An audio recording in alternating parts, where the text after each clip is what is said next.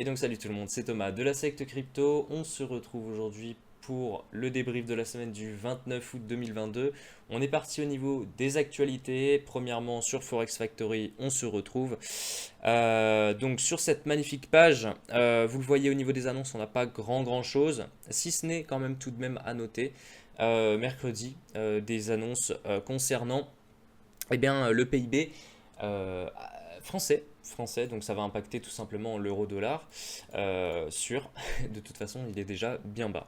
Au niveau de la fin de semaine également, on a quand même quelque chose de très intéressant et très important pour les US, puisqu'on a des informations concernant le taux de chômage. Qui était assez positif les 2 dernières semaines. On avait eu les chiffres il y a pile 2 semaines, je crois. Il me semble. Donc c'était assez positif. Maintenant, à voir, hein, puisqu'on commence à rentrer, enfin justement la rentrée, hein, début septembre. Donc à voir si ces chiffres ont été positifs ou négatifs. En news également, on peut noter quand même que le nombre d'utilisateurs de crypto-monnaies dans le monde a atteint les 320 millions, donc soit 4,2% de la population de la Terre. Voilà, donc c'était une petite info, c'était une petite news, c'était cadeau. Donc concernant les charts maintenant. Alors, bon, j'ai enlevé tous les indicateurs parce que depuis ce matin, ça ne marche pas pour moi. Donc, on va faire sans, c'est pas grave, hein. Au niveau de l'indice dollar, alors on avait quelque chose d'assez intéressant puisqu'effectivement on a méché donc le niveau des 109, je vais regarder, 297, ouais, 297.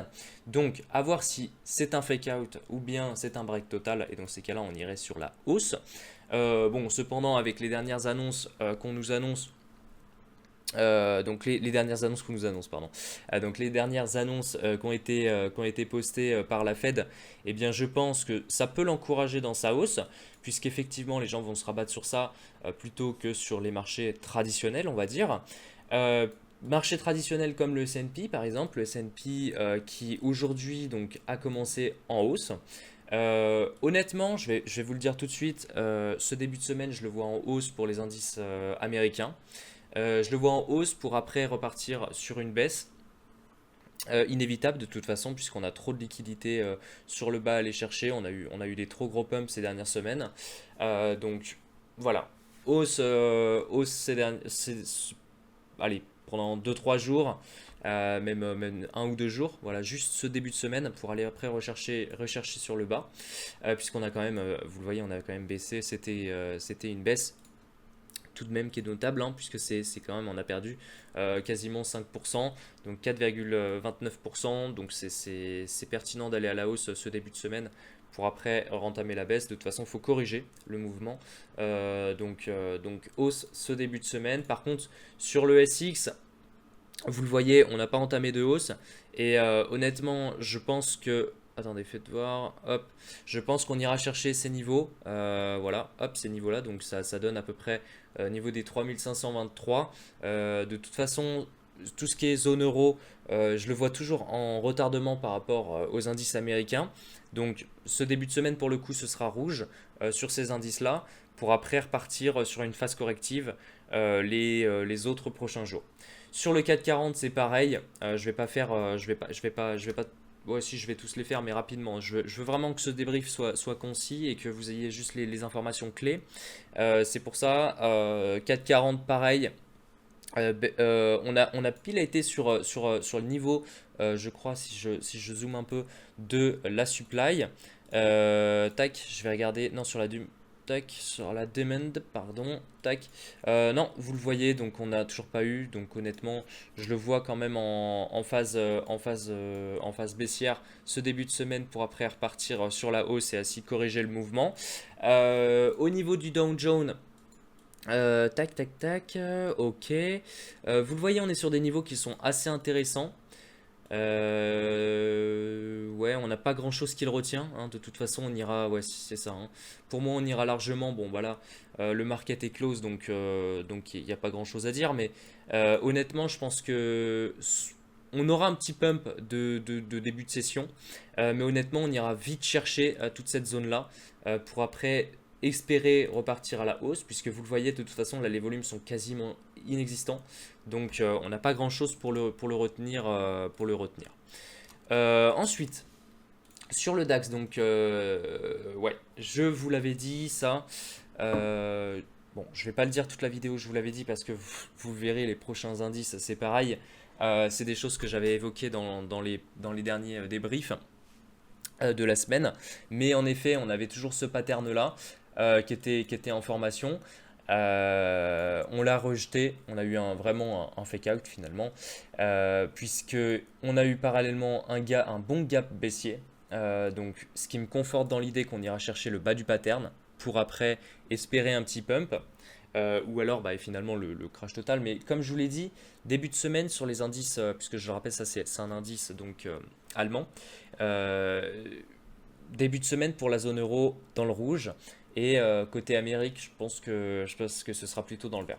Pareil, bon, bah, pour les Britanniques, hein, les Britanniques, on avait eu la cassure de ce pattern. Bon, bah, de toute façon, je vous l'avais dit également, mais voilà.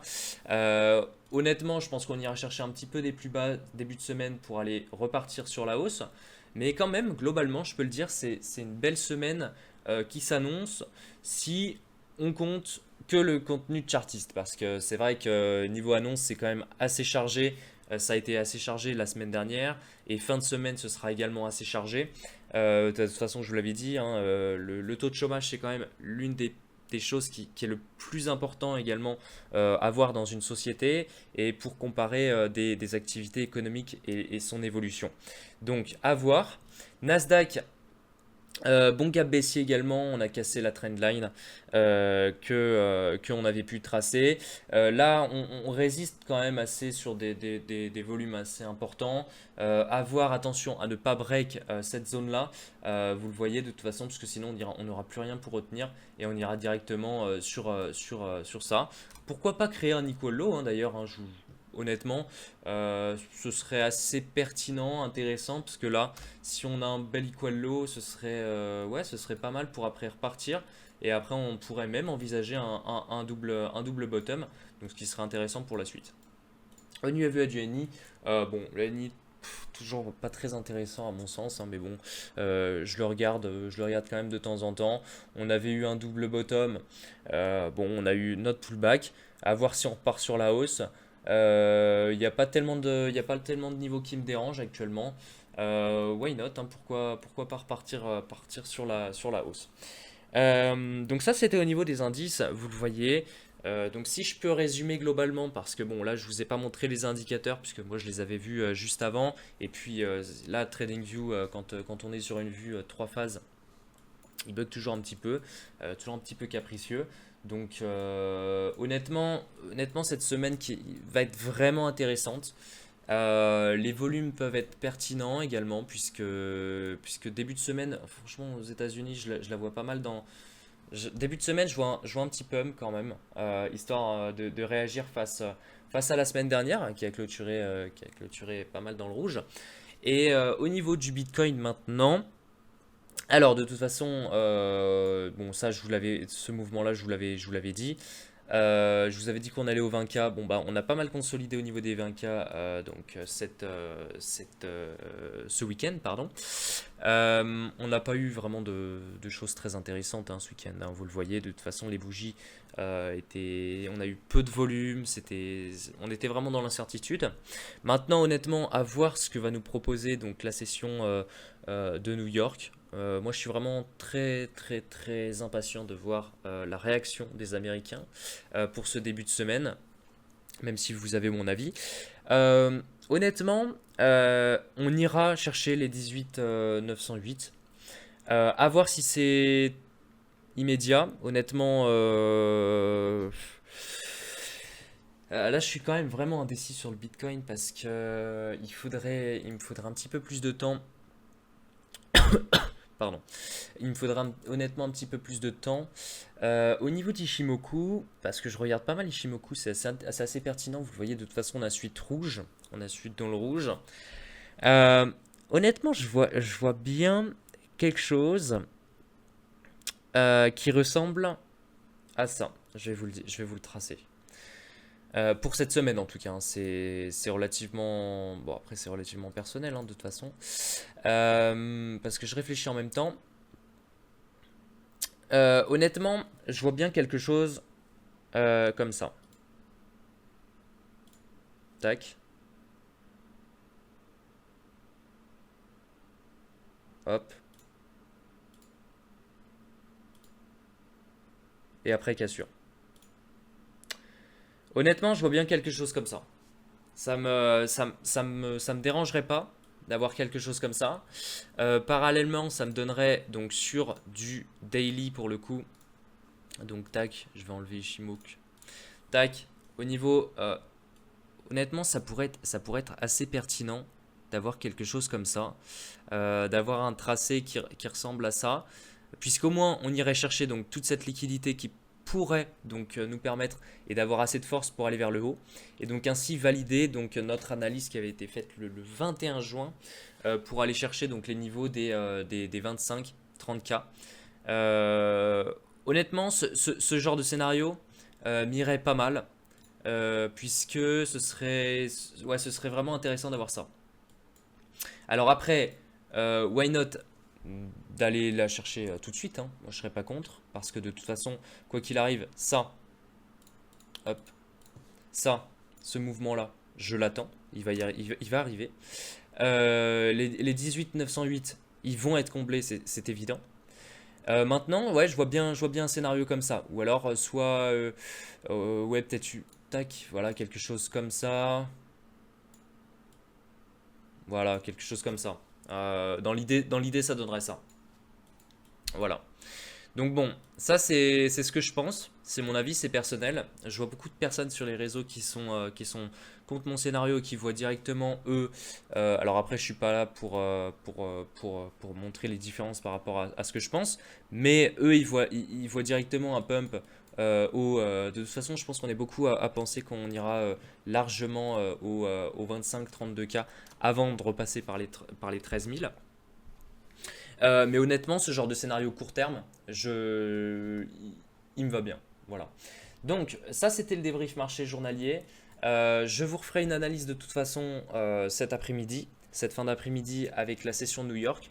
Là, je suis vraiment impatient de voir sur ce qui nous attend. Voilà, restez à la page. De toute façon, vous avez notre compte Telegram dans la description. Là, c'était le débrief. Je voulais faire vraiment quelque chose de concis. Voilà, de toute façon, on a aussi pas mal de. On a NIR qui est assez intéressant cette semaine avec une belle force vendeuse. Donc, pourquoi pas vous poster un call par rapport à ça. Donc, ça, voilà, c'est ce que je pense en court terme en tout cas. Voilà, donc n'hésitez pas à vous abonner, à liker, à partager. Enfin bref, c'était la secte crypto, donc n'hésitez pas à nous partager également en commentaire vos ressentis, ce que vous pensez pour cette semaine. Ce ne sont que des avis strictement et des opinions personnelles, donc ne le prenez pas comme un conseil en investissement. C'était la secte crypto, c'était Thomas. Allez, bonne semaine à tous.